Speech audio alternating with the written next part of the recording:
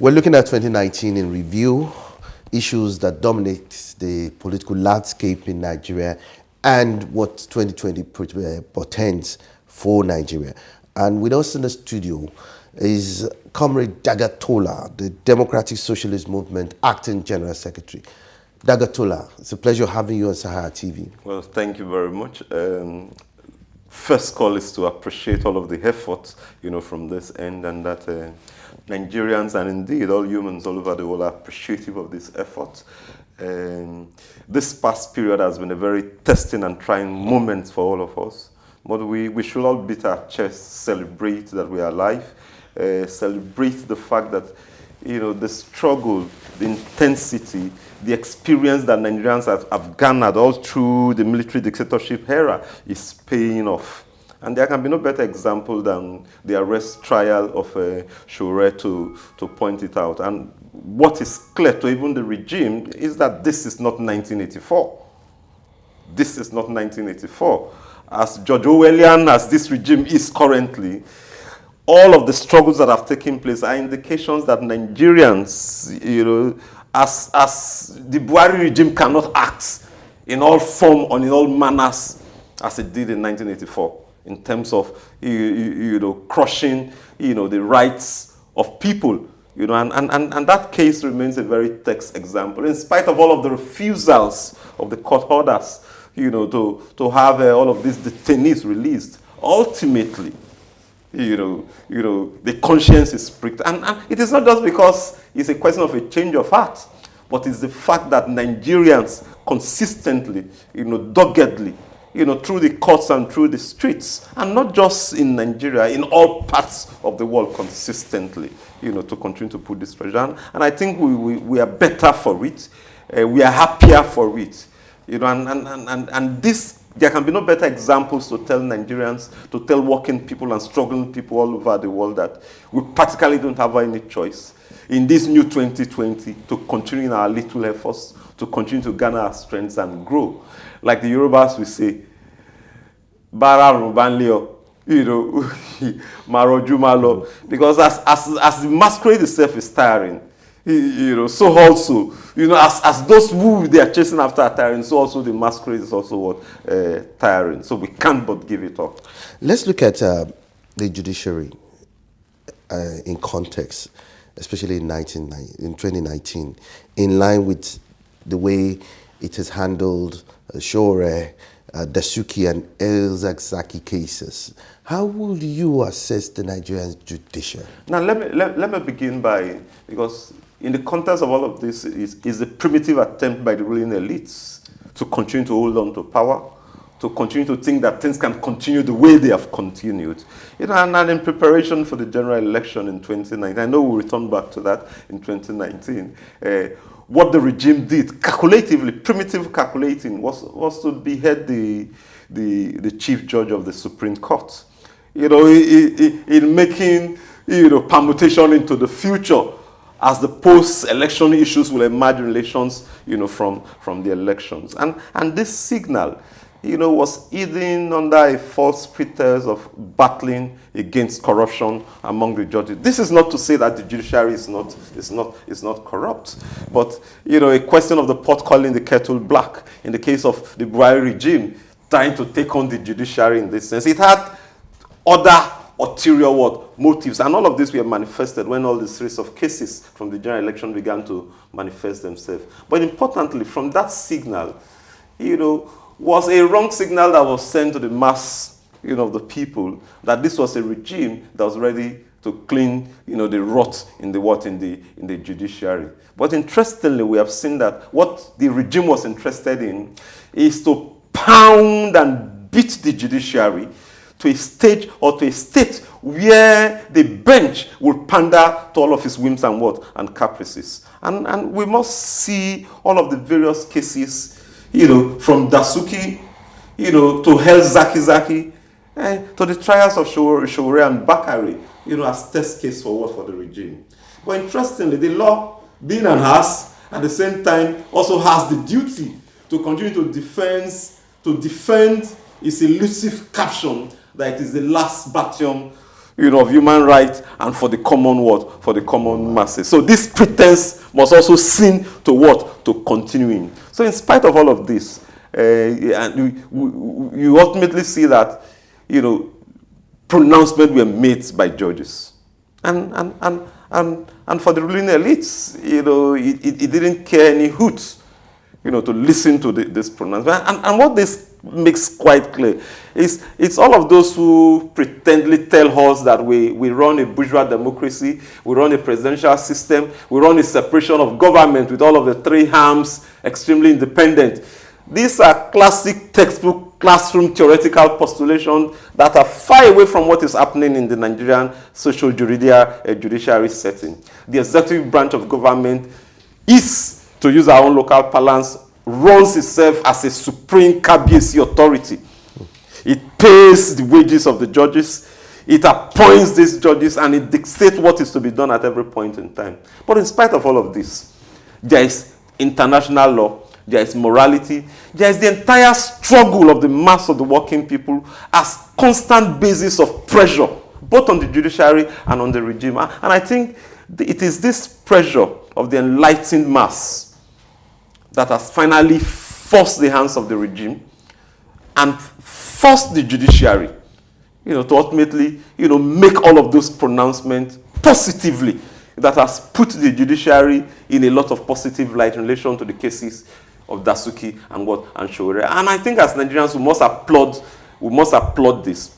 But in applauding it, we must also we must also not ignore the fact that the regime, if it had its way, would not obey any of this pronouncement. That it took the constant pressures of a majority of Nigerians, of the enlightened mass, the entirety of pressures from worldwide organizations, to finally force the regime to ensure, to force it in its pretense to want to obey the pronouncement from what? From judiciary in relation to what? To all of these individuals. The detention of Fuj, or illegal detention, so to say, has revealed so much illegal and unlawful detention of Nigerians by the State Security Service, or the DSS, and other security agencies. Could there be a legal backing for prolonged incarceration and detention of Nigerians by any other security agency? The laws in relation to the detention of individuals are clear. And you want to ask yourself for a regime that says it is grounded on the basis of the rule of law. You will expect that they will know better, but they don't. And the reason that they don't is that they pay prime, purpose and dedication to a system that they want to sustain and they want to maintain. And at all times, this system, a system that allows very few individuals to dominate the entirety of the economy. So ultimately, the law must be constructed in a way and manner compelled to ensure that these few individuals who have hijacked the entirety of the resources of this country, are not disturbed and not obstructed. Now you have said that, what this case has brought into fore, and it's not unusual, it's been there from all of our police stations. The illegal detention commenced from all of the police stations in Nigeria. Dozens, millions of Nigerians are detained daily, illegally, beyond the 24 hours pronouncement. And indeed, when pressures are too much from local organizing human rights organizations in localities around some of these police stations, what the police do is that they threaten individuals with taking them to court immediately on spurious illegal charges. I, for example, was once detained, and the police, of course, reliably subsequently told me, charges of acquiring illegal arms to attack a police station. This was after, youths and people living at Jegule had organized themselves to protest against the police illegal killing that had occurred in that community some time ago. And when you move away from our police stations, you come into the military barracks themselves. The military barracks are organs of detention centers. This is unknown to a lot of Nigerians, even though it is not fully pronounced. But the events with the DSS, again, reveals another organization. And what in clear parlance or in clear understanding of a secret organization is that you should not even be seen. Then what is a secret security organization that is seen everywhere? They are established with offices in all local governments, with the officers brandishing ID cards about. We know all of them. Nigerians know all of them in their various local governments. They operate in the open. You know, destroying or making nonsense of even the fundamental rules of how they should operate within the community. But let's return back to this question of illegal detention. As long as you have a system, a neoliberal capitalist system that is bent on continue exploiting the mass of the Nigerian working people, so long will all the organs and instruments of the state be used to ensure that that system is what it's maintained, legally and what and illegally.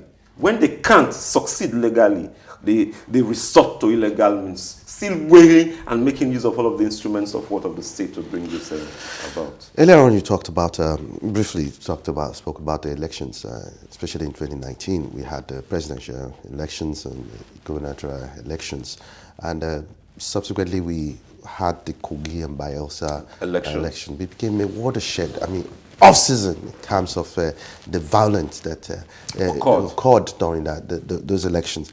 And there has been calls for electoral reforms in this country. I mean, let's get your perspective on this. Is there any hope for a better electoral process as far as this country is concerned? President Buhari had earlier, I mean, the Senate has actually promised to pass the Electoral Bill Act. And Buhari has said that he would not allow rigging in 2023. Do we foresee that happening?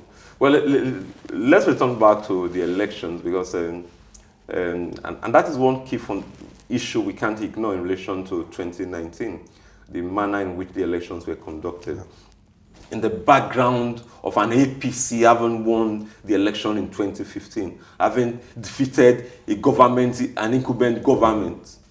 Then, for a lot of people, it was as if the incumbency factor will not be at play in 2019, but we nakedly saw it fully.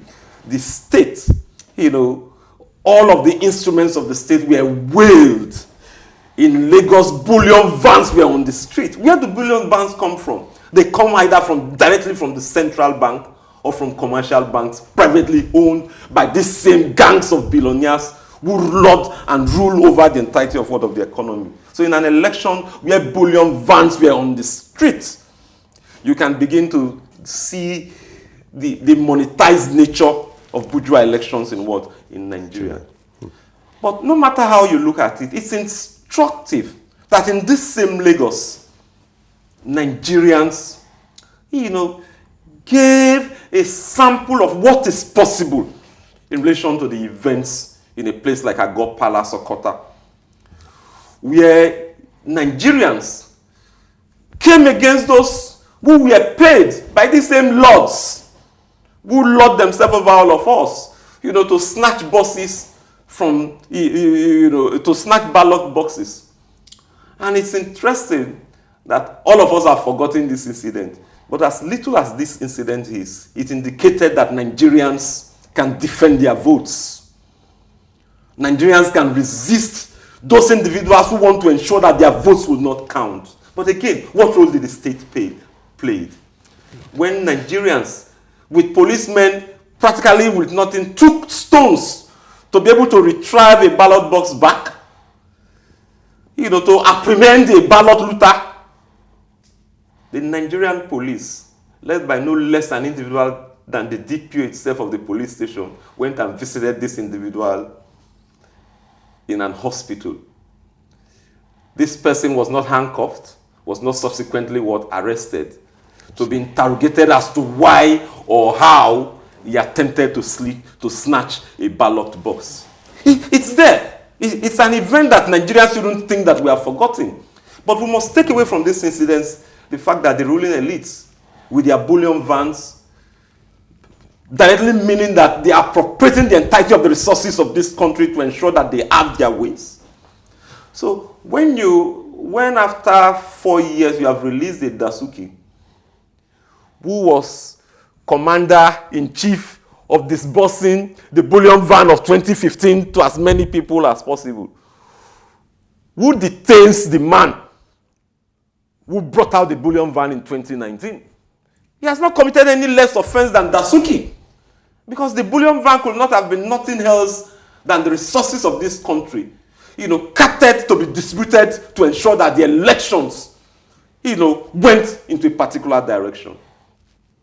But we must not forget that we are saying that the ruling elites, both legally and illegally, makes use of all means possible to ensure that votes not voted are declared for it. And it brings, to mind Fela's own philosophical song in this regard. People no go vote, but the votes, are counted in what? In billions, in millions and what? And billions. So, interestingly, the Buhari regime was returned back to what? To power. Not because Nigerians wanted that government back, but because the government and the system, must return themselves back.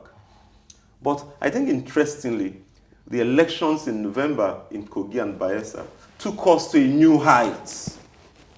The Kogi example itself is extremely, very painful for a governor who for a longer period didn't pay the wages of workers.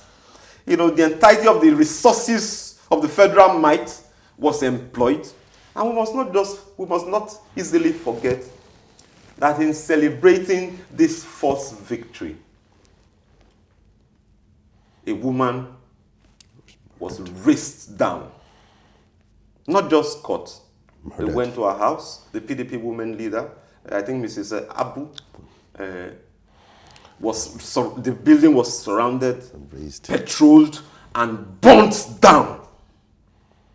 As we speak, these acts of violence, there is not one single person, either from the Okota incidents, and the police, like I said in the Okota incident, the police even visited the major, in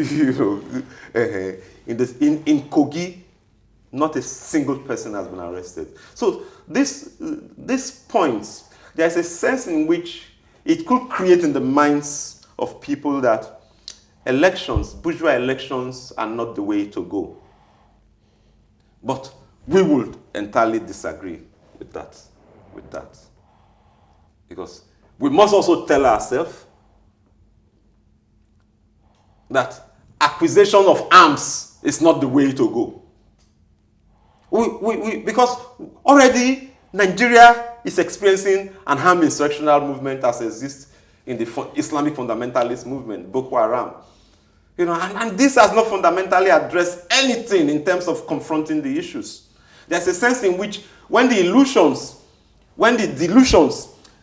in democracy, in bourgeois democracy, as a means of changing an oppressive wrong government becomes extremely restrictive, people begin to think of alternative ways. But there can be no other ways than using all of the legal parameters that democracy and election offers for young, clear-cut political organizations and parties addressing themselves as basis of political parties of the mass of the working people to organize and to conduct themselves in these elections. Not because they are going to win, but because it provides legal platform for them to traverse all parts of this country. And indeed, the AAC campaign in the last general election is a clear indication of all of this. That open legal platform that it provides us to take the message of change. And when I use the word change, I do not refer to the Buhari change or the APC change. A change of the neoliberal capitalist system. A change to a system and a society where the resources of this country will be democratically managed and owned and managed by the mass of the working people themselves through their democratic organizations to meet the needs and genuine aspirations of the working people. That platform is not a platform we must automatically throw away. But in saying that, and in returning us again back to the experience in Okota during the 29 elections, it means that Nigerians can be mobilized to defend their elections, to defend their victories. Nigerians are not willing to do this. because they know that a majority of all of these parties, a majority of the major popular bourgeois parties do not represent anything, do not stand for anything. But we must draw inspirations even from events outside the shores of Nigeria. And for 2019, 2 events come clear to mind: Algeria, Sudan. Extremely significant. In fact, the Algerian movement, beginning all from February, was extremely, with Bouteflika indicating his intention to recontest the election the 5th time. The massive movement, the consistency of that movement. And we saw the same thing played out in Sudan, with the only missing link being that the major alternative political parties themselves were not clearly putting forward a clear revolutionary alternative program. Let's move away from the elections. There's a growing concern that the Buhari government is restricting the freedom of expression in the country. Some have expressed the fear of return to the military era dictatorship. Do you share this concern based on what happened in 2019 with the arrest and detention of people like Dadiata, Agbajalingo, just to mention a few? Well, I think there are those who have attempted to describe the regime as fascist. We do not necessarily share in that characterization because the entirety of the organizations of the people are there. Yeah. The political parties are there. An outright fascist regime, would so we shouldn't give it what it doesn't have. We shouldn't give it the power it doesn't have. Because in providing a wrong terminology for this regime, it weakens our own resolve to be able to take it on. We begin to, on the basis of that wrong definition, even begin to deny the rights that already has. And that right is the right to organize among the mass of the working people. And patiently, through our activities and organizations, see how we can pose a clear alternative to the regime. I say this because a lot of people have gone to town, with a lot of, larger than life monstrous characterization of the regime. Because, and this is why we began by saying that this is not 1984. No matter how dictatorial the Buhari regime wants to be, it can't act in flesh and blood relation to what happened in this country between 1984 and 1985 when the regime was toppled by the IBB regime. And like I've said, this is not because this regime is benevolent or because this regime is rested on a bourgeois constitution. It is because between those years of military dictatorship until now, Nigerians have garnered energy and strength and experience through all the series of struggles of mass movement that has occurred. The June 12 movement was an huge mass movement. The struggle against deregulation and pump price of fuel, the occupation Nigeria in 2012, all of these movements have created nucleus of experience in the mass of the working people. Now, Dagger Tola, a cross-sections of Nigeria, will not totally agree with you because we are not seeing a replication of those movements. Now, there was a mass movement. For example, look at the Occupy Nigeria, for example. And the Revolution Now movement strive to, create... No, it's important to tell us that... Have Nigerians lost consciousness? Let's pose the question, why was Sowore arrested? Even from the point of view of the regime. A lot of people think when the word revolution is used, it's because the regime itself is a mortal fear that a revolution is not impossible. So we must not beat ourselves backwards to think that events have retreated. Yes, we are we are down in the lower rung of the ladder. But from that lower rung of the ladder, we can't grow again. The herb will subside and the flow will return. But that flow, in coming back, we must not discourage ourselves by providing false stamps, false terminologies that will serve to discourage the entirety of the mass of the working people. This is not to say that we want to falsify the real content of what this regime represents. If it has no choice, it's going to bear its full fangs. If we ask ourselves, Why is it that in spite of all of the military experiments, the crocodile smile and all of this here, that even the members of the ruling elite are not thinking of returning Nigeria back to outright military dictatorship? The answer for this can be no other thing that they fear the reactions of the mass of what? Of the working people. Let's also look at another issue, which is also fundamental. The separation of power is said to be a major fulcrum of democracy. And the current legislative house, so to call the National Assembly, so to say, has been accused of being a rubber stamp of the executive, considering the fact that, for example, the renovation of the National Assembly, critics have described the 37 billion naira for National Assembly renovation as being wasteful, needless. Do you agree? Is the leadership of the National Assembly, they've tried to defend it, that the renovation of the NAS complex is long overdue and is justified, so to say. Let me just react by saying that no sane person will defend this current civilian regime. This experiment since 1999, no sane person would defend it. And it's important that we don't end this chat without examining the economy, because it's extremely important and significant. We will get there. The assembly, the executive, the legislative, are practically hands in gloves together to continue to make the country. But what does that portend for the separation of power? Then the checks and balances. The truth is that all of the major political parties in the National Assembly and in the State House of Assembly, whether they are PDP or APC, they share the same ideas, they share the same philosophy. They are the same one single political party. So that we don't begin to create the impression that it is because the APC has a majority in the National Assembly that we have come to this situation currently. No, even if it was a PDP majority, the situation will not be any different. It's a legislative arm of assembly to be characterized by our own parlance. It's a come and chop National Assembly. So, and within that framework and philosophy, they must give a go ahead to every pronouncement from the executive arm of government.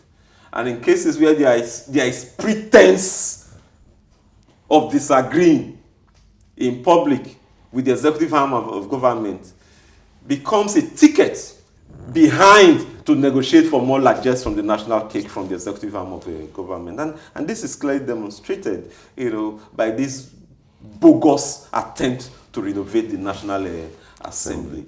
In a budget, don't forget, in a budget where more than half the resources of this country is going to be used for what? For debt servicing. Don't also forget, this same budget can only survive on the basis of the loan it wants to procure. But yet, this is where we should return into the international scene.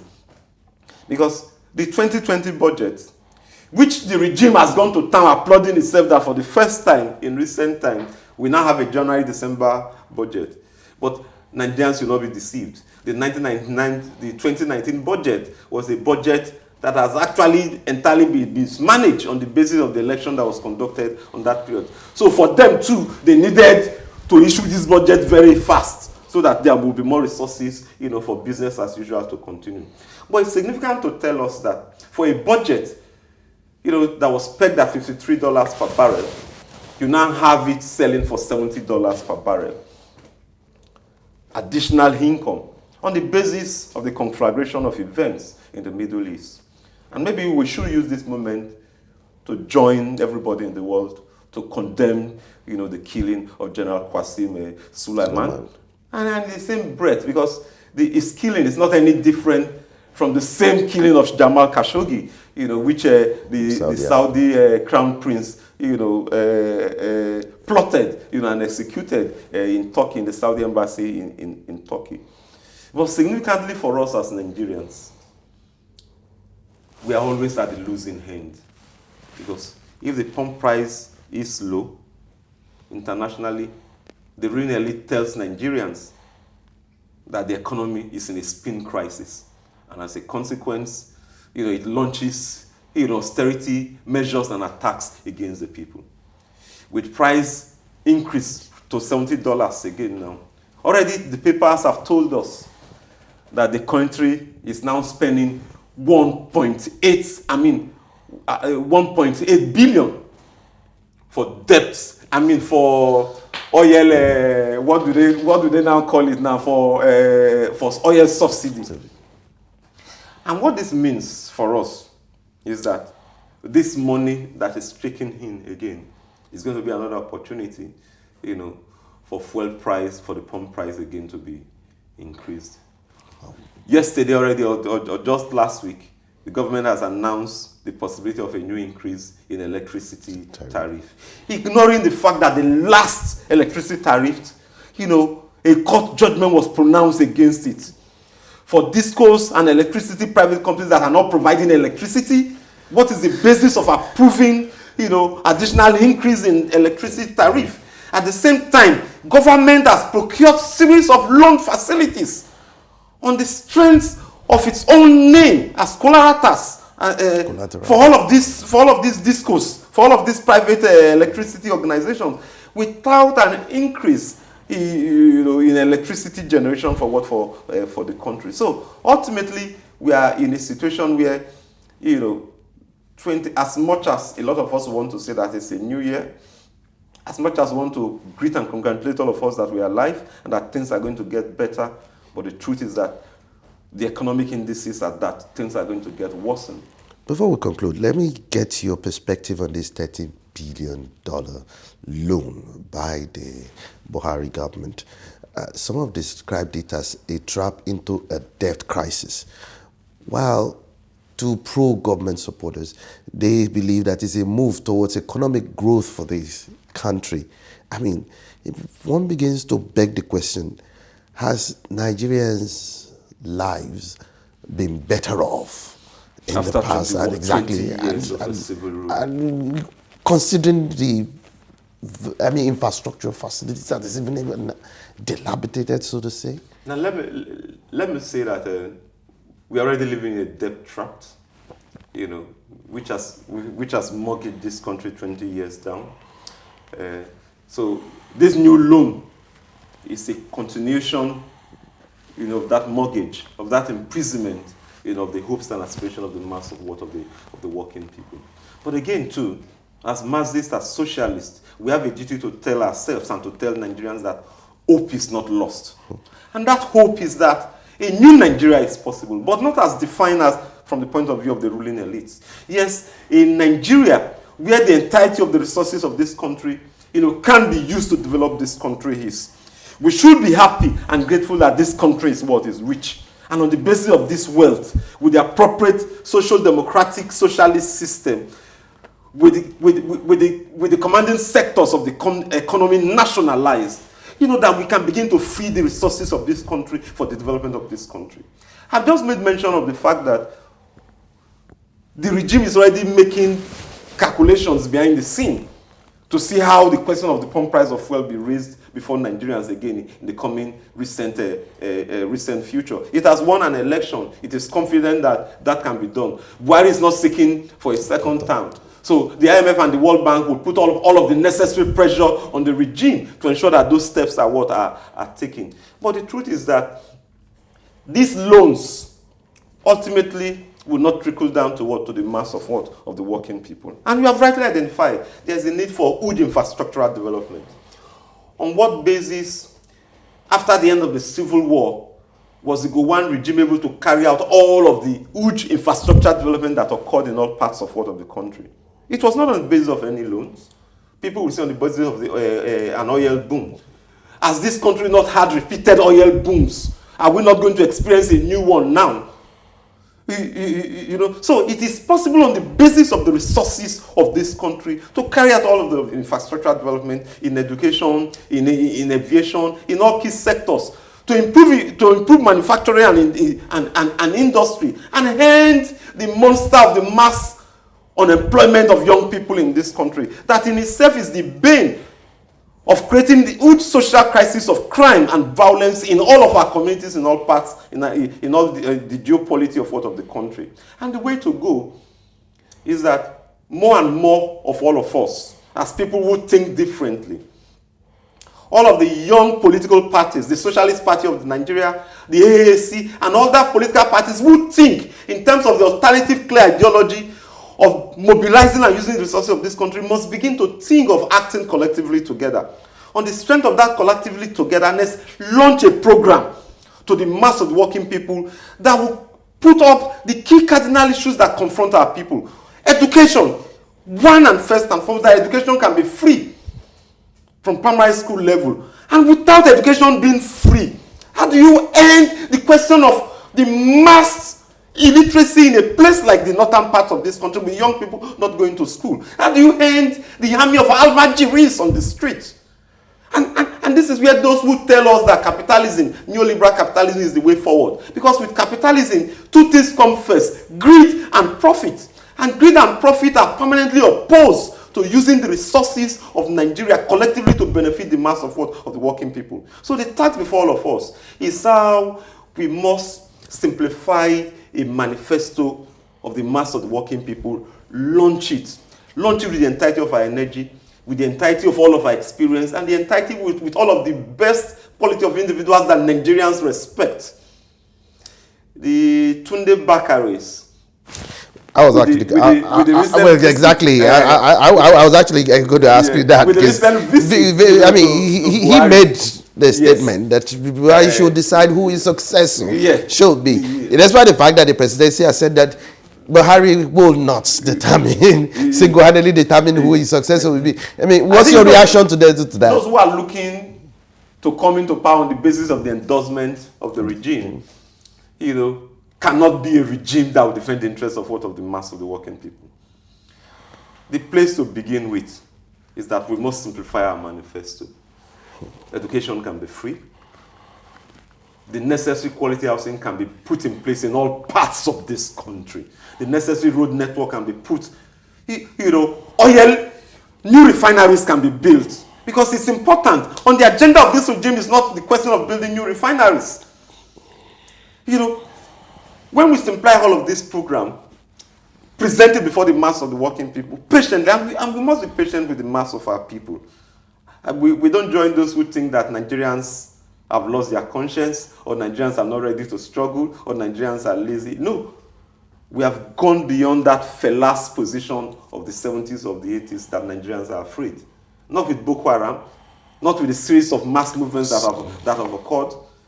But what remains now is that Nigerians have not fully identified consistently the quality of leadership and program that they can sacrifice themselves in millions behind. And that is the task before all of us, this generation. We want to commend the Shore example so far. It's an effort in this particular regard. But more importantly, is the need to collectively put forward a clear program to the mass of the working people. And for us in the Democratic Socialist movement, this program cannot be a program outside a program that will nationalize the commanding heights of the economy. Because this is where the resources will be gotten from. A program that will aim to pull all elected officers and appointed political officers on a minimum wage scale. Let me quickly ask this question. We have just less than a minute to discuss. The politics of permutations of 2023 zoning is expected to flare up the political tempers across the 6 geopolitical zones come this year. I mean, how much effect will this have on governance, especially with regards to distractions? Well, it's in 1 minute, please. It's going to have, that has been the pattern since 1999. The Tinubu camp has launched its program. Others are going to launch. All of this will result into conflicts. We are going to have some new corruption charges, not because they want to battle corruption, but because they want to untwist some individuals here and there. Kanu has been sent to jail. And obviously all of these are going to be used as instruments of bargaining with different sections of the ruling elite. I think for us, we shouldn't join them in all of these primitive calculations, permutations. Because wherever the presidency is zoned to, fundamentally nothing is going to change. We have seen an Hausa presidency. We have seen a Yoruba presidency. We have seen an Ijaw presidency. An Igbo presidency will fundamentally not mean anything different. If the Igbo ruling elite is consistent enough, with enough pressure, The Southwest won its presidency, the ruling section of the Southwest won its presidency, not because they wanted, but because of the pressures of all of the mass movement as a fallout of the June 12th.